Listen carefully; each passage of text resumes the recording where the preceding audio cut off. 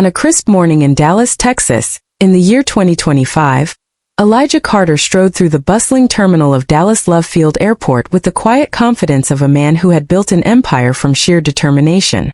At 48 years old, Elijah was no stranger to turning heads, not just because of his sharp Armani suit that hugged his athletic frame perfectly, or the gleaming Rolex Submariner on his wrist that whispered of success earned through late nights and bold risks. No, it was his presence.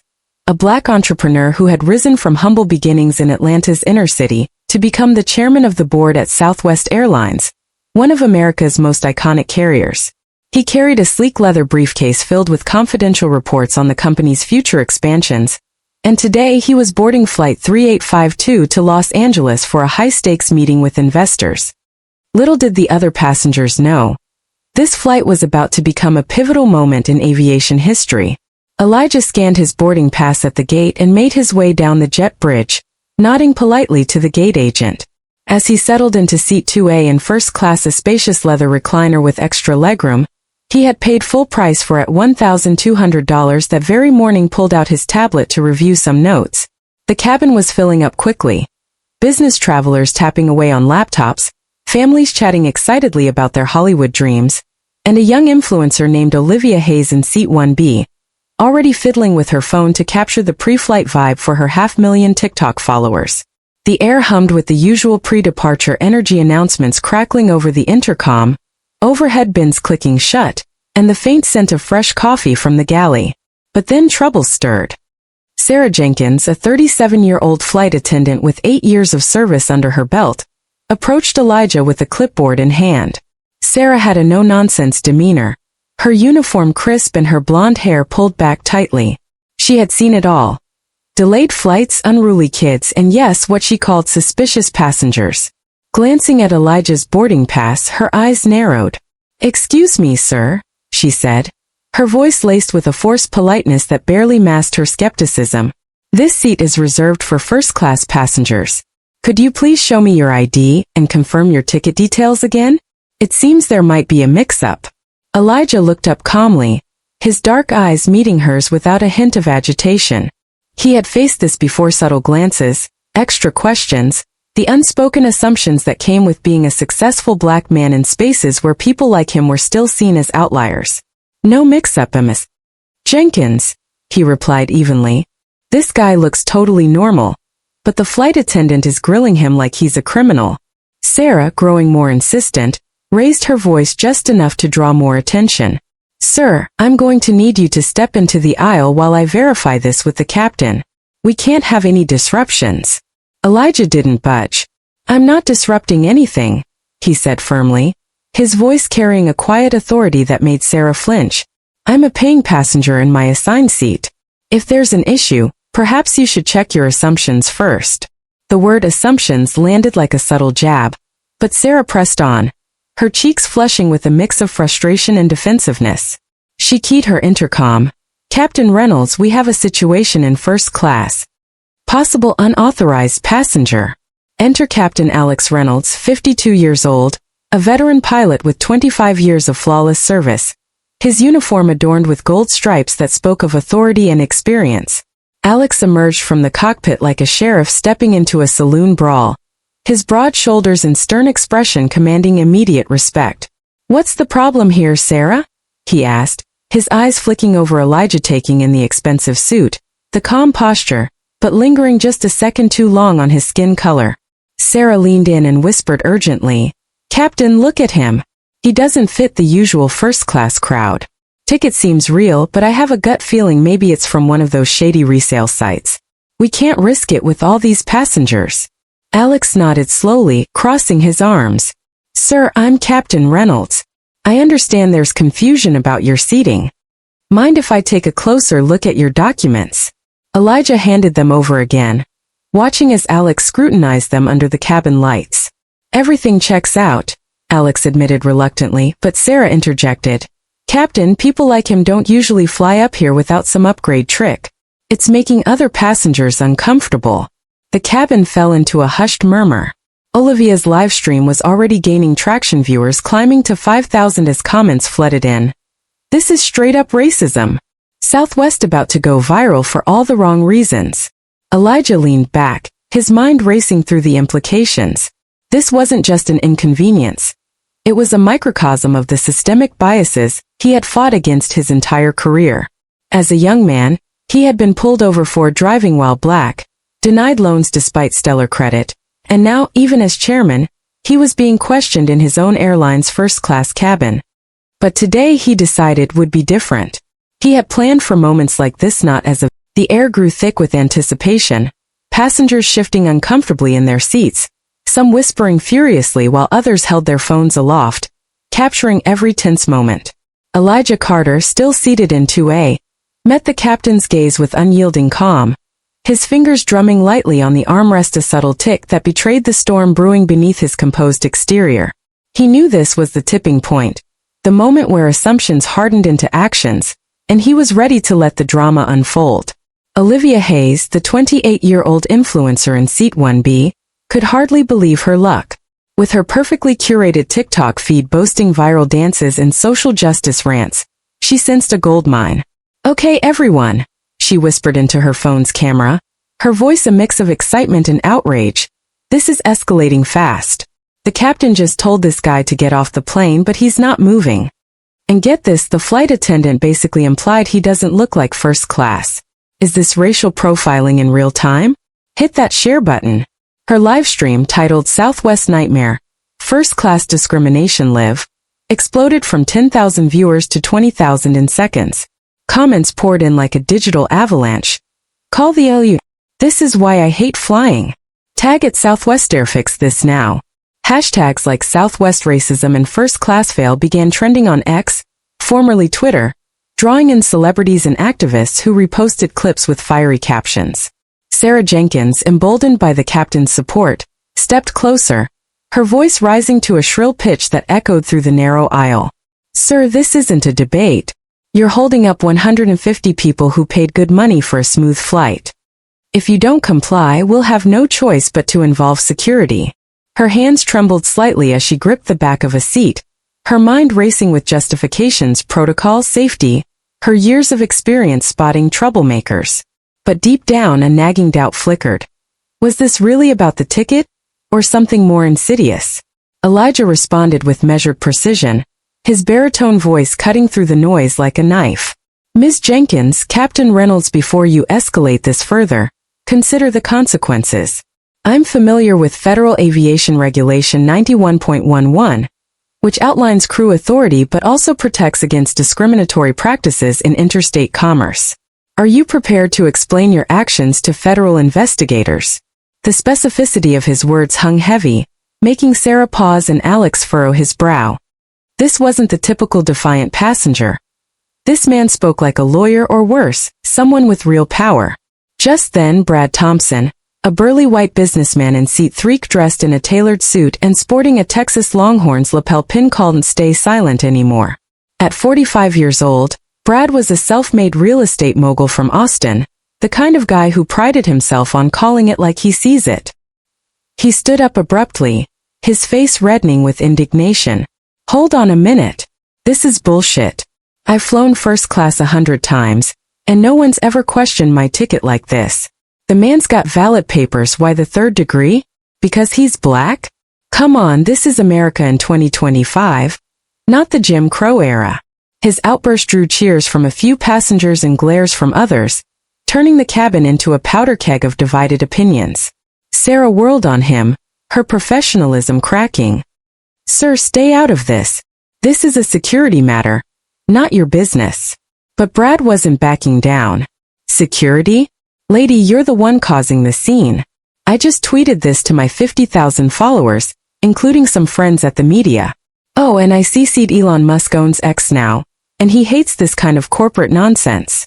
The mention of Musk sent a buzz through the cabin. Passengers pulled out their own phones, amplifying the chaos. Olivia's livestream surged to 35,000 viewers, with live reactions from news outlets sliding into her DMs. "CNN here, can we use your feed?" The tension ratcheted up another notch when a voice boomed from seat 4A. It was Marcus Hale, a 55-year-old black veteran of the Iraq War, his military haircut and faded tattoo peeking from his sleeve. Marcus had been quietly observing, but Brad's stand ignited something in him. He rose slowly, his imposing frame filling the aisle.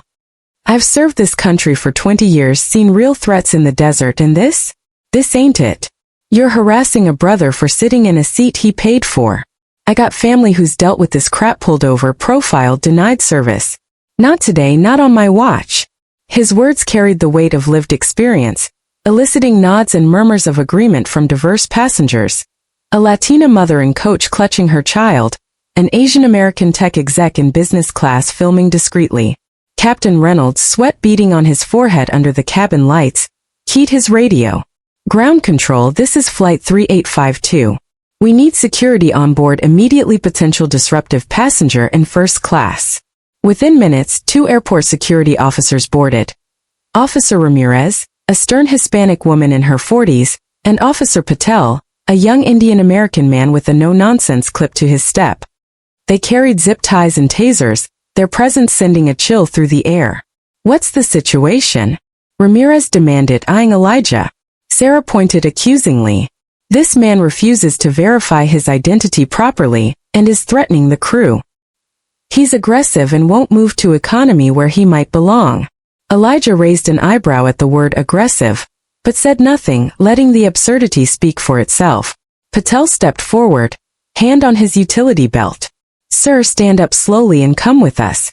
Noncompliance could lead to federal charges for interfering with flight operations. Olivia's camera shook as her viewer count hit 50,000. Holy crap, security's here with restraints. This is insane, share this everywhere. The livestream chat erupted. Sue them. Boycott Southwest. This guy's a hero for staying calm. News helicopters could be heard faintly outside the terminal. An X-trend showed Elijah Carter Hoover. He was starting to spike as users pieced together clues from the feed. Elijah checked his Rolex once more. The seconds ticking like a countdown. Officers, before you proceed, ask yourselves. Are you acting on facts or assumptions? This is all being recorded by at least 20 devices. Ramirez hesitated, glancing at the sea of phones. The cabin was now a theater of confrontation, with Brad yelling, "Don't touch him," and Marcus adding, "This is a setup for a lawsuit." Sarah's face paled as she realized the viral storm she'd unleashed, while Alex regretted not de-escalating sooner. As the officers moved in, Elijah's phone buzzed, a text from his legal team. "Ready on your word, sir." The climax was imminent, but for now the world watched breathlessly through Olivia's lens, the flight grounded not by mechanics, but by the raw power of exposed injustice. What started as a simple seat dispute had morphed into a national spectacle, and the revelations were only just beginning. In that electrifying instant, as Officer Ramirez's hand hovered near her zip ties and the cabin pulsed with the collective breath of 150 passengers held in suspense, Elijah Carter's phone erupted with an urgent buzz. The sound cut through the chaos like a lifeline thrown into turbulent waters. He glanced at the screen, caller ID flashing Southwest Ops Center. Urgent, and a knowing smile tugged at the corners of his mouth.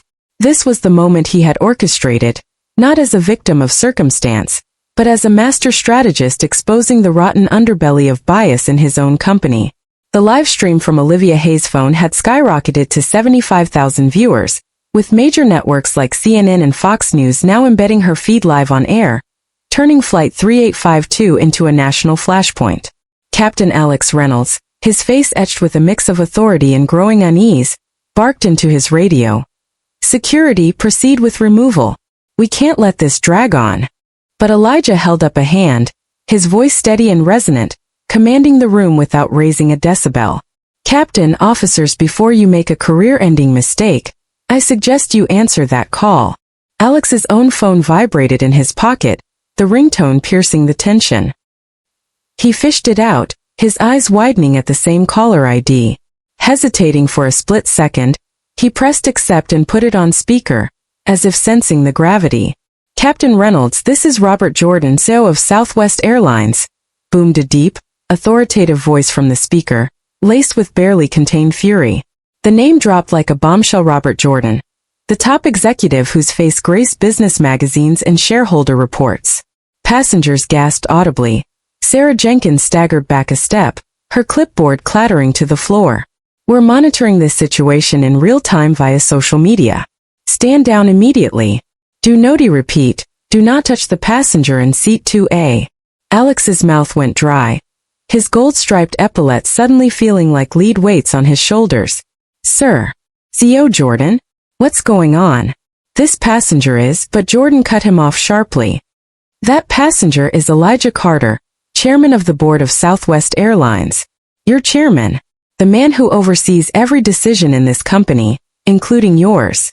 And you've just turned his routine flight into a public relations Armageddon. The revelation detonated like thunder in a confined space. Whispers turned to exclamations. Chairman? No way. He's the boss. Olivia's livestream chat exploded into a frenzy holy plot twist. Elijah Carter reveals Southwest scandal pushing views past 100,000 as shares flooded social media. Brad Thompson let out a low whistle, sinking back into his seat with a grin. Well damn, that's what you get for judging a book by its cover. Marcus Hale, the veteran, nodded solemnly, his eyes gleaming with vindication. About time the tables turned. Elijah rose slowly from his seat now, his 6-foot frame unfolding with deliberate grace, commanding the cabin's full attention. He wasn't just any chairman. At 48, he was a trailblazer, the first black man to hold the position in Southwest history. A self-made visionary who had climbed from coding startups in Atlanta's tech scene to reshaping aviation through innovative sustainability initiatives. But today he revealed, this wasn't a random indignity. This flight, he said, his voice carrying the weight of years of unspoken slights, was no accident. I've received 53 internal complaints about discrimination this quarter alone, mostly from passengers of color questioned, harassed, or removed from premium seats. I boarded today as a test, to experience it firsthand on my own airline. And you've all failed spectacularly. Sarah's face crumpled, tears welling as the reality crashed over her like a wave. 8 years of loyal service, countless safety briefings and customer smiles, now evaporating in the harsh light of exposure. I didn't know, she stammered, her voice breaking. You look. We have protocols. Elijah fixed her with a piercing gaze. Protocols? Or prejudices? You assumed my ticket was fake, that I didn't belong based on what? My suit? My watch? Or my skin? The question lingered, raw and unflinching, forcing the cabin into uncomfortable silence. On the phone, CEO Jordan's voice returned, now via video call. Elijah patched to his tablet for all to see. Jordan appeared on screen from the corporate headquarters in Dallas, flanked by grim-faced executives in a sleek boardroom. Elijah, are you safe? We've got legal and PR scrambling. Stock prices tanking down 8.5% in the last 10 minutes, wiping out over $1 billion in market value. Wall Street's blowing up our lines. Elijah nodded, holding up his own phone to show a real-time ticker. Southwest shares plummeting amid the viral storm. That's the cost of unchecked bias, Robert. And it's just the beginning. The officers, Ramirez and Patel, backed away sheepishly, holstering their gear as apologies tumbled out. Sir, we were just following crew reports. But Elijah waved them off, turning his focus to Alex. Captain Reynolds, in your 25 years, how many white passengers have you removed from first class for looking suspicious? 0. Now, cross-reference that with your logs. 20 people of color in the last 2 years alone, including 15 black men like me. This isn't coincidence, it's a pattern. A systemic rot we've ignored too long. Jordan's image on the tablet grew sterner. Effective immediately, Sarah Jenkins and Captain Alex Reynolds, you are suspended without pay. Security, real security from corporate, will meet you at the gate in Los Angeles. HR investigations start now, and expect subpoenas. We've got over 2,500 potential discrimination claims from the past 5 years bubbling up. Thanks to this live stream. Class action lawsuits could cost us billions more. Sarah collapsed into an empty seat, sobbing openly, her world shattering in pixels and posts. Alex, pale as a ghost, gripped the overhead bin for support, visions of his pension and reputation vanishing like contrails in the sky. But Elijah wasn't done. He addressed the cabin, his tone shifting from accusation to inspiration. Ladies and gentlemen, what you've witnessed isn't just my story, it's America's story. Bias hides in the everyday. A glance, a question, a denial. But today, with your phones and voices, we've exposed it. Southwest will change, not because of fines or lawsuits, but because we must. starting with mandatory bias audits, AI-monitored interactions, and partnerships with the NAACP to rewrite our training from the ground up. As the plane finally taxied toward takeoff, delayed by 20 minutes that felt like eternity, the weight of the revelation settled in. Olivia's feed hit 150,000 viewers, with interview requests from 60 Minutes and Oprah's network pouring in. Elijah sat back down, but the flight was forever altered. No longer just a journey from Dallas to LA, but a reckoning at 30,000 feet. The true fallout was only beginning, as whispers of redemption and ruin echoed through the recycled air, leaving everyone aboard to ponder their own roles in the unfolding drama. As the aircraft finally lifted off from Dallas Love Field, the hum of the engines did little to drown out the heavy silence that had descended over Flight 3852. Elijah Carter, now revealed as the formidable chairman of Southwest Airlines, sat back in seat 2A, his tablet glowing with incoming messages from the board, legal teams, and even concerned shareholders. The viral storm raged on outside the cabin. Olivia Hayes' livestream cresting 200,000 viewers, with clips ricocheting across platforms like TikTok, Instagram, and X, amassing millions of shares. Hashtags like Elijah Carter exposed and end airline bias trended globally, drawing commentary from civil rights leaders, celebrities, and even politicians tweeting about systemic reform in the skies. But inside, the focus shifted from confrontation to consequence, as Elijah turned his gaze toward Sarah Jenkins and Captain Alex Reynolds, the two figures whose careers hung by a thread. Sarah, huddled in an empty jump seat near the galley, wiped away streaks of mascara with a trembling hand. Her mind replayed the scene in agonizing loops, the assumptions she'd voiced, the accusations now immortalized in digital eternity. At 37, she had built her life around this job-long hauls across the country, tips from grateful passengers, and the camaraderie of crew lounges. Now it all teetered on the brink. "Mr. Carter." "Sir," she whispered, her voice hoarse from suppressed sobs. "I never meant. I didn't realize." Elijah regarded her with a mix of stern resolve and unexpected empathy, the kind forged from his own battles against invisible barriers. "Miss Jenkins," he said softly, leaning forward so his words carried only to her and the nearby passengers still eavesdropping. "Intentions don't erase impact. You saw a black man in a suit and decided he was a threat. That's not just your mistake, it's ours as a company. But here's the truth. Redemption isn't handed out, it's earned." He paused, letting the words sink in as the plane climbed through wispy clouds, the Dallas skyline shrinking below. Captain Reynolds, standing rigidly in the aisle after handing over cockpit duties to his co-pilot, swallowed hard. At 52, with a mortgage, a daughter in college, and a lifetime of clear skies behind him, he felt the ground give way beneath him. "Chairman Carter, what happens now? Suspension? Termination? I've got 25 years." Elijah held up a hand, his Rolex catching the sunlight streaming through the window. "Now? We rebuild. But not without accountability." He activated his tablet's video call again, patching in CEO Robert Jordan and a cluster of executives, their faces pixelated but intense on the screen. "Robert, let's make this official. I'm proposing the Jenkins-Reynolds Protocol, a comprehensive overhaul starting today." Jordan nodded gravely from the boardroom, where analysts scrambled with dropping stock charts in the background. "Go ahead, Elijah. The board's listening." What followed was a blueprint for transformation, unveiled in real time to the captive audience aboard. Elijah outlined it with the precision of a visionary. Mandatory body cameras for all crew members, activated during passenger interactions to ensure transparency and deter bias.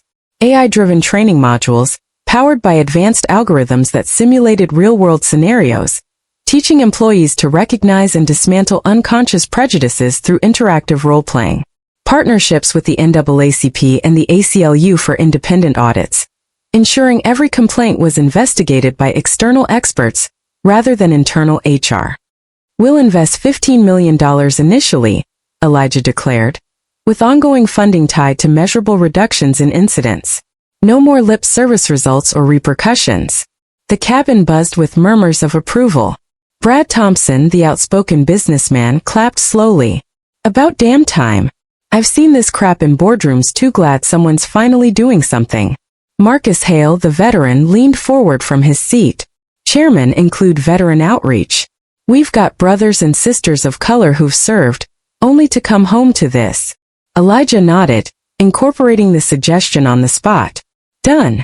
We'll expand to veteran-specific sensitivity programs, honoring service without the side eye. But the heart of the protocol was personal. A path to redemption for Sarah and Alex. Elijah turned to them directly. You two have a choice: fight this in court, face personal liability for civil rights violations that could run into millions per claim, or own it publicly. Confess on national TV, Fox News for the conservative angle, MSNBC for the progressive take, even a TED Talk stage to dissect how good people fall into bad habits. Become advocates, travel to every Southwest hub, share your story in training sessions, show employees the human cost of assumptions. Sarah's eyes widened, a flicker of hope piercing her despair. You mean, we could keep our jobs? Elijah's response was firm. Not as before. Suspended for now, then reassigned to ground roles focused on reform. Relive this moment hundreds of times, face tough questions, but emerge as changemakers. Refuse and the board votes termination with Kazeno severance. Blacklisted from aviation. Alex, thinking of his biracial daughter navigating a world full of similar pitfalls, felt a surge of resolve. I'll do it, he said, his voice cracking for the first time. For her. I need to show her that mistakes don't define us, we do. Sarah, picturing her own family gatherings where casual biases had gone unchallenged, nodded through fresh tears. Me too. I'll speak up even if it hurts. This can't happen to anyone else. As the flight cruised toward Los Angeles, Elijah expanded on the vision, drawing in the passengers for an impromptu town hall. This isn't just about Southwest, he said, his passion igniting the recycled air. It's an industry wake-up call. Imagine airlines competing not just on fares but on fairness. Apps where passengers rate interactions for equity. Data dashboards tracking progress publicly. We'll lobby the FAA for nationwide standards, turning today's embarrassment into tomorrow's benchmark. Olivia, still live streaming, captured it all, her comments section alight with support. This guy's a legend. Signing up for that TED Talk already. By the time the seatbelt sign dinged for dissent, the protocol had taken Shopee living document emailed to the board for immediate approval. Stock prices, after the initial plunge, showed signs of stabilization as news of the reforms leaked online, investors sensing a pivot toward ethical leadership. Elijah glanced out at the approaching California coastline, the Pacific glittering like a promise. Change starts with discomfort, he mused aloud, but it ends with dignity for all. The passengers applauded spontaneously, a chorus of hope amid the turbulence of revelation. Sarah and Alex, though shattered, stood a little taller, their paths to atonement charted. The flight that began in division was landing in unity, but the real journey, the one toward a bias-free horizon, was just taking off. 3 months later, the Jenkins-Reynolds protocol had rolled out across Southwest's fleet, with early data showing a staggering 92% drop in discrimination complaints. Body cams captured fair interactions, AI trainings reshaped mindsets, and NAACP-led workshops fostered empathy. Sarah and Alex, now full-time advocates, crisscrossed the country, their stories inspiring thousands. In one poignant session at Chicago O'Hare, Sarah shared, I saw a threat where there was none because of what I was taught to fear. Now I teach others to see the human first. Alex added tales of his daughter's pride, turning personal pain into communal healing. Elijah, watching from afar, knew this was more than policy. It was a cultural shift, rippling through aviation like a tailwind of justice. And as new complaints dwindled, replaced by stories of inclusive skies, the legacy of Flight 3852 soared higher than any jet stream. As Southwest Airlines Flight 3852 touched down at Los Angeles International Airport, the soft thud of the landing gear felt like the closing note of a symphony that had crescendoed into a national reckoning. Outside, the tarmac shimmered under the California sun, but the real heat came from the swarm of news vans, helicopters buzzing overhead, and a growing crowd of protesters chanting, "No bias in the skies." Elijah Carter, still seated in 2A, closed his tablet with a decisive snap, his Rolex glinting as he surveyed the cabin one last time. The 150 passengers, once divided by whispers and assumptions, now shared a unified sense that they had witnessed not just a confrontation, but the birth of a movement. Olivia Hayes' livestream, now at a staggering 250,000 viewers, had become a beacon illuminating a path toward systemic change. The hashtag Elijah Carter Exposed trended worldwide, amplified by retweets from figures like LeBron James, who wrote, "This is how you flip the script on injustice. Respect at Elijah Carter." But the story didn't end with the landing. It was merely the launchpad for a transformation that would ripple far beyond the runway. 3 months later, Elijah sat in his sleek Phoenix office at 2 a.m., the city skyline a mosaic of lights beyond his window.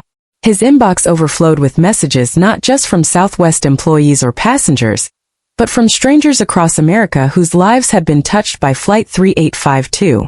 One email from a 36-year-old Latina teacher named Maria Gonzalez in Chicago caught his eye. "Mr. Carter, I was on a Delta flight last week when a black teenager was questioned about his backpack. I remembered your story, pulled out my phone and called out the crew. They backed off and that kid kept his dignity. Thank you for showing me I have a voice." Elijah forwarded the email to Olivia, now the lead coordinator of Southwest's Dignity Documentation Project, a grassroots initiative encouraging passengers to record and report bias in real time. Stories like Maria's poured in daily ordinary people finding extraordinary courage, inspired by a single flight that refused to stay grounded in silence. The Jenkins-Reynolds protocol had taken flight, reshaping Southwest and setting a new standard for the aviation industry.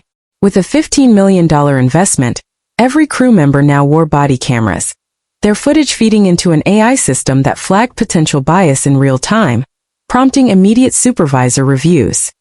Training sessions, co-designed with the NAACP and ACLU, used virtual reality to immerse employees in scenarios where they confronted their own assumption simulations so vivid that trainees like Sarah Jenkins often left in tears, vowing to do better. Southwest's partnership with veteran organizations, spurred by Marcus Hale's suggestion, ensured that military personnel of color received respect, not suspicion at 30,000 feet. Data told the story. Discrimination complaints had plummeted by 92%, and customer satisfaction scores for minority passengers soared, with Southwest earning a coveted Equity Leader award from the Department of Transportation. Sarah and Alex, once facing ruin, had embraced their second chance with a fervor that surprised even Elijah. Sarah, now 37, traveled to her 250th airport training session in Seattle, her voice steady as she addressed a room of 600 new hires. "3 months ago, I looked at a black man in first class and saw a threat, not a person," she confessed, her eyes meeting those of a diverse audience. "I was wrong, dead wrong. My prejudice cost my company $1 billion and nearly cost me my soul. But I'm here to tell you, you can unlearn bias. You can choose to see the human first." Her son, now 10, sat in the front row, beaming with pride as his mother transformed her shame into a beacon for change. Alex, at 52, brought his biracial daughter Mia to his sessions, where he shared a gut-wrenching truth. "My own kid faces the same profiling I enabled. I failed her and I failed Mr. Carter. But every time I speak, I'm building a world where she can board any flight without fear." His presentation at Dallas-Fort Worth International, streamed live on Southwest's YouTube channel, drew 1.2 million views with comments like, "This is what accountability looks like." The ripple effects were seismic. Delta, United, and American Airlines, under pressure from public outcry and plummeting stock prices of their own, adopted versions of the Jenkins-Reynolds protocol within weeks. The FAA, spurred by Elijah's lobbying, mandated nationwide bias audits, with fines for non-compliance reaching up to $10 million per incident. Olivia, now a full-time advocate, launched a podcast, Skyward Justice, where she interviewed passengers, crew, and activists about confronting bias in real time. Her episode featuring Marcus Hale, the Iraq War veteran, went viral when he recounted mentoring young black soldiers on how to navigate systemic prejudice. "Flight 3852 wasn't just a moment, it was a mirror," he said. "It showed us who we are and who we can be." Elijah's phone buzzed with a text from Sarah. "Miami tomorrow. 700 trainees. Nervous, but their questions keep me going. They're listening." Another from Alex. "Mia's joining me in Atlanta. She's designing anti-bias posters for schools. Says she's proud of her old man. Elijah smiled, leaning back in his chair. The real victory wasn't the $2.5 billion in prevented lawsuits, or the 89% stock recovery since the protocol's rollout. It was Maria Gonzalez finding her courage in Chicago, Mia dreaming bigger in Atlanta, and thousands of passengers boarding flights without dread. His computer chimed with a new video upload from Olivia's dignity documentation project, not from a plane this time, but from a Denver airport cafe where a Sikh family faced harassment over their turbans. Olivia's footage, now at 300,000 views, led to immediate apologies and retraining for the staff involved. As dawn broke over Phoenix, Elijah typed a final message to his growing online community, now millions strong. 3 months ago, I sat in seat 2A and refused to let injustice win. But this isn't my triumph, it's yours. Every video you share, every question you ask, every time you choose courage over silence, you rewrite the rules. Bias thrives in the dark. You've turned on the light. Somewhere right now, someone's dignity is at stake. Will you be their voice? Tag your stories. Share the truth. Because change doesn't land in boardrooms, it takes off when you say, enough is enough. He hit publish, watching the views climb. 5,000, 20,000, 50,000. Somewhere, another passenger was picking up their phone, ready to capture the next spark of justice. The legacy of Flight 3852 wasn't just policy or headlines. It was a cultural shift, a call to action etched in the skies. Protesters outside airports now carried signs reading, "Dignity doesn't need a boarding pass." Schools taught the Jenkins-Reynolds Protocol as a case study in civil rights. And Elijah, stepping onto his next flight not as a test, but as a passenger, felt the weight of a new America. Imperfect but striving, one courageous act at a time. The revolution wasn't just live-streamed. It was lived breath by breath, story by story, until every seat from first class to coach was a place of equal respect. Xi artifact _D equals 508E6514F99F47388F133C76FBD92 add. Artifact equals ed97C9F8F460103B6 dead 629 read D4. Title equals flight _3852 conclusion MD. Content type equals text/markdown. The legacy of Flight 3852. A new dawn for dignity. As Southwest Airlines Flight 3852 landed in Los Angeles, the echoes of its turbulence reverberated far beyond the tarmac. Elijah Carter, the black chairman who turned a first-class seat into a stage for justice, had ignited a movement. 3 months later, the Jenkins-Reynolds Protocol transformed Southwest with body cameras, AI training, and NAACP partnerships, slashing discrimination complaints by 92%. Sarah Jenkins and Alex Reynolds, once perpetrators of bias, became advocates, sharing their redemption in 250-plus training sessions. Olivia Hayes' Dignity Documentation Project empowered passengers like Maria Gonzalez to confront injustice, while the FAA mandated nationwide reforms. The story wasn't just about one flight, it was about millions finding their voice, proving that change takes off when courage boards the plane. The sun had barely risen over the Phoenix skyline when Elijah Carter's story from Flight 3852 became more than a viral moment. It became a mirror held up to America's soul. 3 months after that fateful flight, the skies weren't just clearer, they were fairer. The Jenkins-Reynolds Protocol didn't just ground prejudice at Southwest. It sent shockwaves through every major airline, from Delta's red-eye flights to United's transatlantic hauls. Passengers like Maria Gonzalez, armed with nothing but a smartphone and a spark of courage, were rewriting the rules of the air, one recorded confrontation at a time. But let's zoom out from 30,000 feet and bring this down to earth, because this story isn't just about a chairman schooling a crew. It's about us, right here, right now, in the messy, Wi-Fi spotty reality of 2025. Picture this. You're at a coffee shop, scrolling X on your phone, when you overhear a barista giving a black customer the side-eye for ordering a $7 oat milk latte, muttering, "You sure you meant this one?" Or maybe you're at a grocery store, and a security guard trails a Latino family like they're auditioning for a heist movie. Sound familiar? It should. Elijah's story isn't locked in a plane, it's playing out every day. In our neighborhoods, our workplaces, even our Zoom calls. The lesson? Bias doesn't need a boarding pass to show up. It sneaks into our assumptions like a stowaway with a fake ID. But here's the kicker. You don't need to be a chairman to call it out. All it takes is a phone, a voice, and a smidge of not today Satan energy to flip the script. Let's get real with a chuckle, because if we can't laugh at our own flaws, we're just grumpy passengers on life's delayed flight. Imagine bias as that one annoying guy in the middle seat, hogging the armrest and pretending he doesn't know he's doing it. You don't negotiate with middle seat Mike. You nudge him, call him out, and reclaim your space. That's what Elijah did, and it's what Maria, Olivia, and even Sarah and Alex learned to do. So, next time you spot bias trying to sneak into first class or your local Target channel your inner Elijah, record it, share it, or just say, "Hey buddy, wrong seat." It's not about being a hero. It's about being human with a side of sass to keep it fun. Here's the educational zinger. Change doesn't happen when we wait for boardrooms to draft protocols or CEOs to send memos. It happens when you scrolling this while eating instant noodles at 1 a.m. decide to stop letting prejudice get a free upgrade.